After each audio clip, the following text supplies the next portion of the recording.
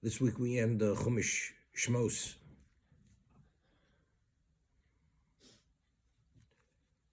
V'yakol Moshe es kol adas b'nei Yisrael. Moshe assembled the entire congregation of the Bnei Yisrael, v'yomar aleim, and he said to them, Eila hadvorim, these are the things that Shetziv Hashem lasos osam, which God commanded that you should do them. We'll see in a moment. So Rashi himself explains, when did he assemble us?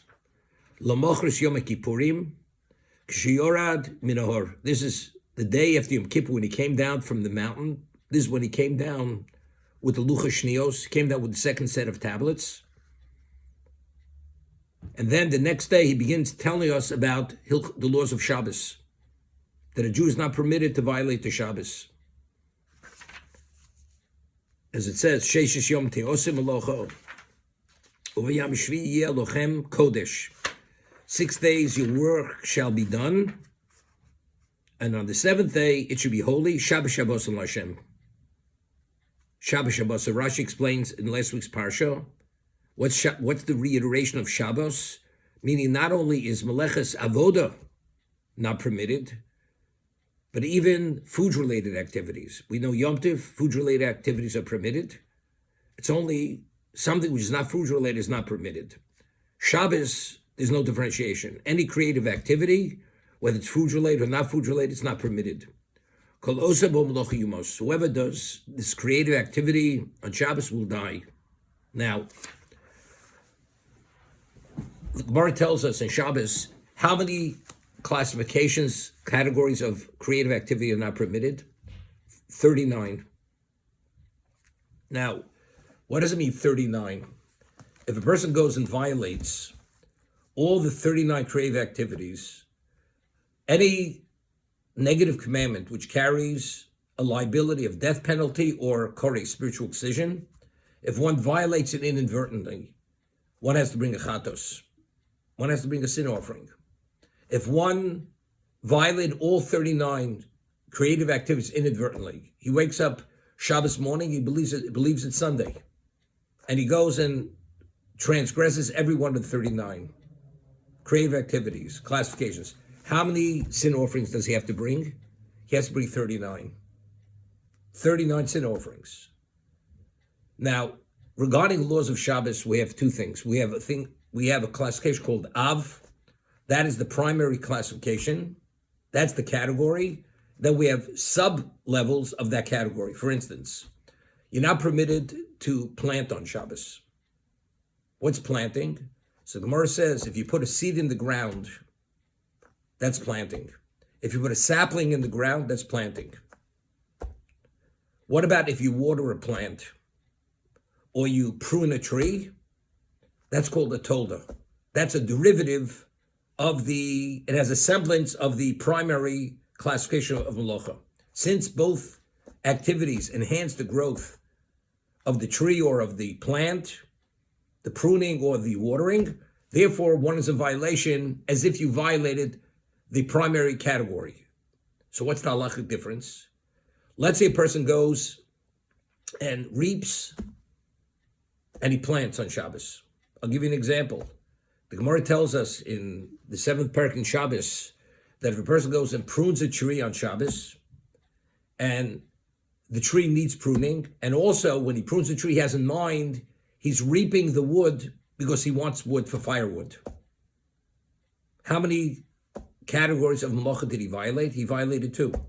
He violated notea, planting, because the pruning enhances the growth of the tree. And he's also in violation of kotzer, reaping. So now he realizes that it was Shabbos afterwards. He has to bring 2 sin offerings because he violated 2 categories of what? Of Shabbos, right? Kotzer, reaping, and planting.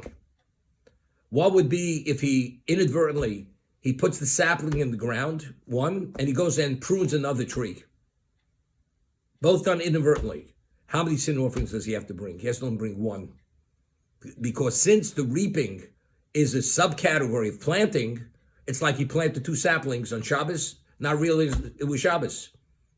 He repeatedly violated the same category of malacha. Therefore, he's only liable to bring 1 sin offering. But the question is this: how do we know the 39 categories of malacha? How do we know to classify them as separate categories or subcategories of the same malacha? So Rabbi Yochanan says in Shabbos, the words, Moshe says, Eila hadvorim. The numerical value of Eila is 36. Dvorim is plural. Things minimally are 2. So that's 38. Hadvorim, the hay, is the 39th. That's how Rabbi Yochanan says, that's how we know that we categorize all these various creative activities into 39 categories of creative activity. It's all based on the numerical value of these 2 words. Eila hadvorim.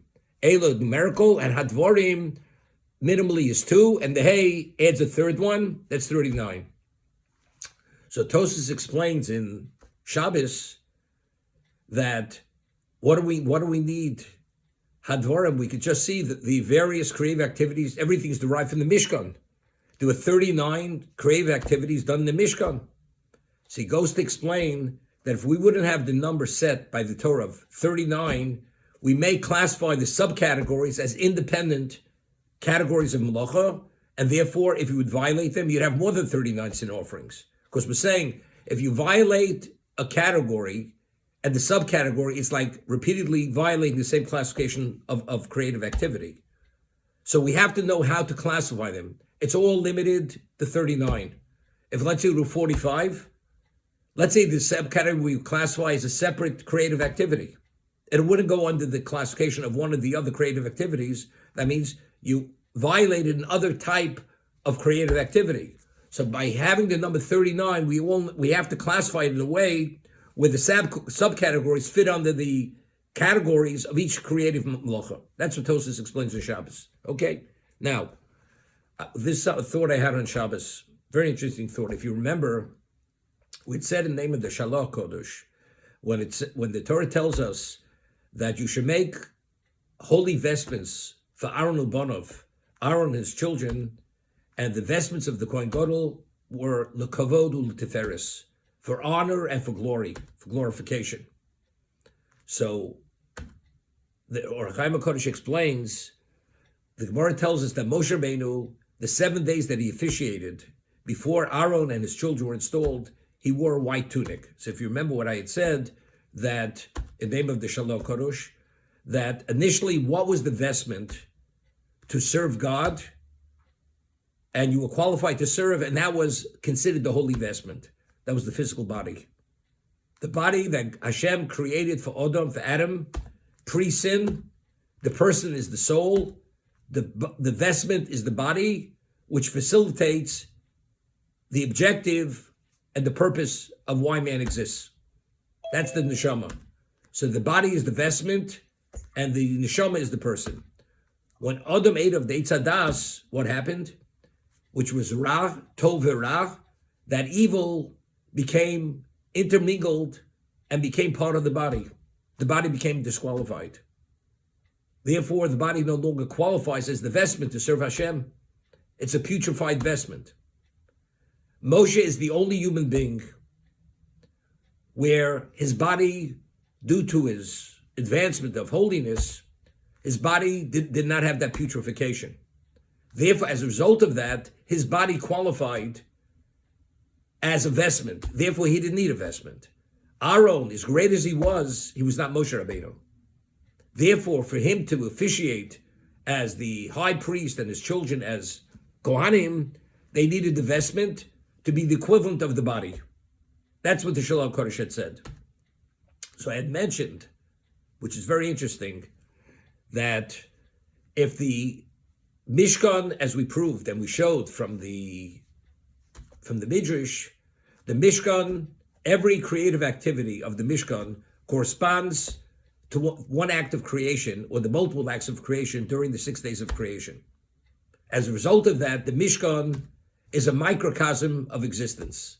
Therefore, whatever creative activity was needed to create the Mishkan, those creative activities are not permitted on Shabbos because they correspond to the energies which Hashem had released to bring about creation. Therefore, they all have to be the creative activities. That's the Midrash. So what we had said was, based on the Shalach Kodosh, that initially the body was the vestment of the neshama. Now, how many parts does the body have? Ramach. Ramach, 248 parts, which correspond to the 248 positive commandments. That means God created the body in this form and the multiples of the components because it had to correspond to the 248 parts of the neshama, which the Chofetz Chaim brings in the name of Rav Chaim Vital, that every mitzvah say we do actually infuses a certain part of the neshama with an eternal spirituality. That's Rav Chaim Vital. So the action we do with our body, the 248, each part of the body corresponds to another component of the neshama. So the body itself is literally the vestment for the neshama, because we find this corresponding factor between the body and the neshama, based on Rav Chaim Vital.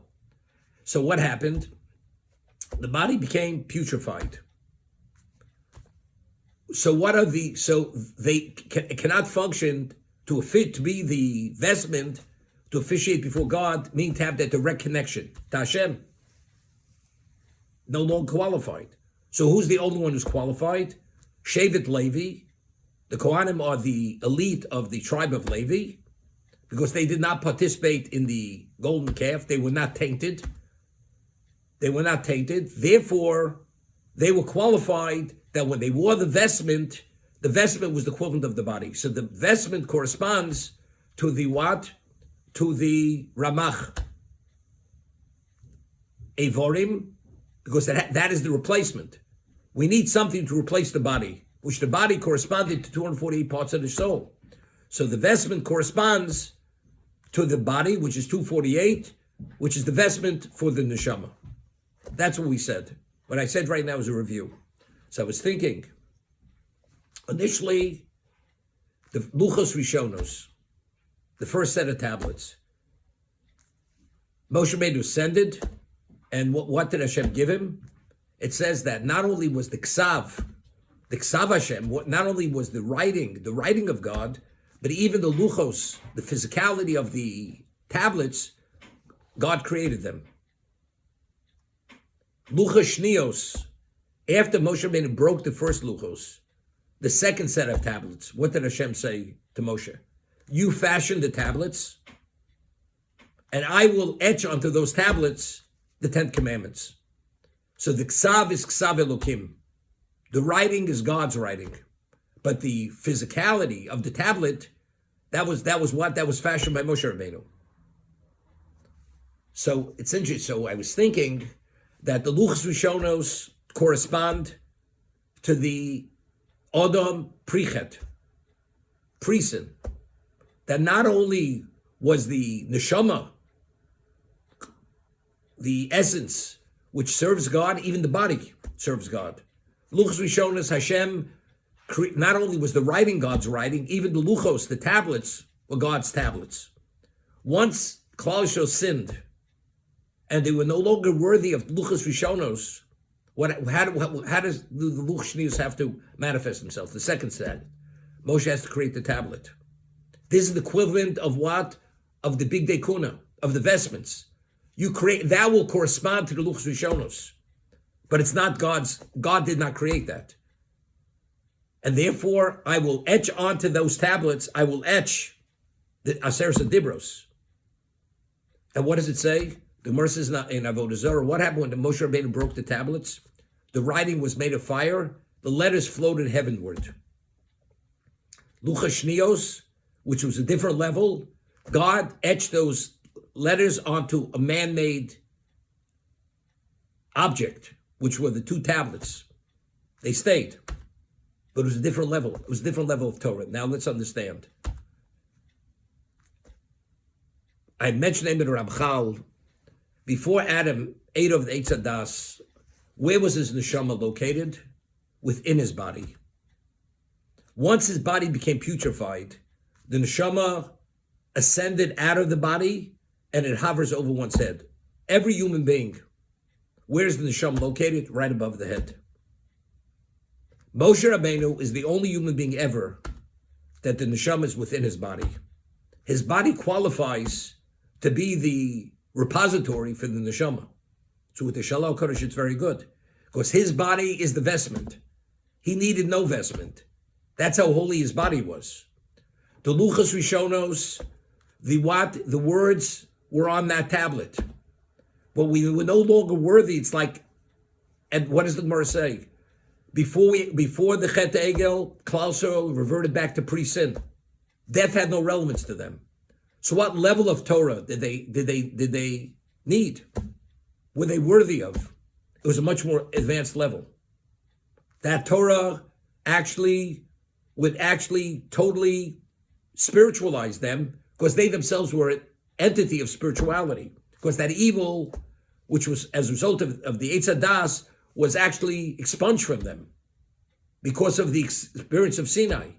When they failed at Chet Egel, that evil came back and they became subject to death again. Death is only as a result of the Ra, the evil of the Eitz Hadas, which is contained within us. Therefore, the tablets themselves, the second tablets, the writing, which is godly writing, it cannot be intermeshed with those tablets any longer. Because that tablet is whose creation? Moshe created that. He fashioned that. So therefore, but what's contained within the Aron? The Shivrei Luchos. The original broken tablets with the second set of tablets and the Torah. So what did the Shivrei Luchos represent? That represents the status of Klal Yisrael before the Chet. Meaning that's what we could have been. We could have been that, but where does that belong? That belongs in the Holy of Holies, by the Shekhinah. Because the original intent was that the Shekhinah should have direct connection, not only with our neshama, but even with our physicality. Because our physicality was so spiritualized, it was pure. But because we putrefied it with the Chet Egel, which caused us to revert back to the original putrefaction, therefore we were no longer qualified to have that level of Torah. So the words which were so holy couldn't remain attached to those tablets. Therefore, it had to detach itself, and that's the concept that the words of fire floated upward heavenly, and therefore the new Torah that was brought down was another level of Torah.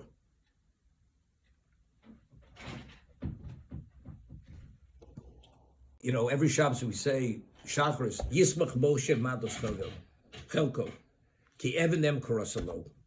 Moshe Rabbeinu, he rejoices with the gift of his portion. Ki Evenem Korasalo, because he was a faithful servant. So over there he explains what happened in last week's parsha after Chet Ha'egel. Moshe says to Klal Yisrael, you must remove your ornaments that were given to you at Sinai. And it says, and they cried, they mourned, and they grieved that they had to forfeit those ornaments.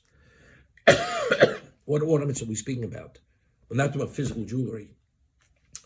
When they said Nasiv Nishma, the Gemara tells us in Shabbos that there were 600,000 angels that came, and each Jew received a crown for Naseh and a crown for Nishma.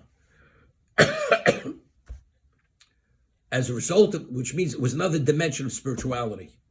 They rose to another level. As a result of the Chet Egel, Hashem sent 1,200,000 angels to remove those crowns. When the Jews forfeited those crowns, 1,200,000 angels were sent to take back those crowns. So Tosas asks over there, if initially 600,000 angels were sufficient to endow them with these crowns, excuse me, each angel had given 2 crowns, why when they were taken back, you needed 1,200,000? That's Tosas' question. So Tosas answers that since it was something even Hashem was paying to take it back, to indicate the difficulty of taking it back from them, he had to send twice as many angels to give it back. To endow them, that just showed the willingness. that each angel endowed each Jew with 2 crowns. When he took it back from them, he sent an additional 600,000 to take them back. Now, who merited all these crowns?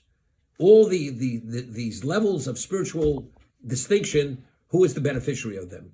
So Gemara says they were given to Moshe Rabbeinu as a gift. And that was the reason why it was Koren Arpanov. That's why Moshe Rabbeinu, when he came down, after supplicating Hashem for forgiveness, he was the beneficiary of all that spirituality. And that's why he radiated the way he radiated. Because he himself was the equivalent of Klal Yisrael, Moshe Rabbeinu. As it says, he was Shokol Keneged Yisrael. Therefore, when those crowns were forfeited, he was the recipient and the beneficiary of those crowns. So the Rechaim HaKodesh cites a Zohar. So when I talk, that's a Gemara Shabbos. The Zohar says that every Shabbos, when the Jew receives his Neshama Yisera, those crowns are returned to every Jew. The crowns that were given to him after the Chet Egel, every Jew receives in return those crowns. When Motzai Shabbos comes, when we give up that expanded, advanced level of spirituality, those crowns go back to Moshe Rabbeinu. Moshe Rabbeinu, he rejoices in his gift, and therefore he's happily, willing to give it back to Klal Yisrael every Shabbos. Now, what happens Shabbos? Shabbos is made Olam Haba. Because it's a semblance of the world to come, the Jew was sent to another level of spirituality. He's not on that so-called mundane, ordinary level. In that ordinary level, if not for the Chet Egel, we'd always be on that more spiritually advanced level. That's the weekday. Shabbos comes, it's made on the Mabah. And because it's a semblance of the world to come, therefore we're endowed with this expanded level of spirituality. Because we have that expanded level of spirituality, therefore we're qualified to receive in return those crowns, but those crowns can only remain with us during that period of time, which is Shabbos itself.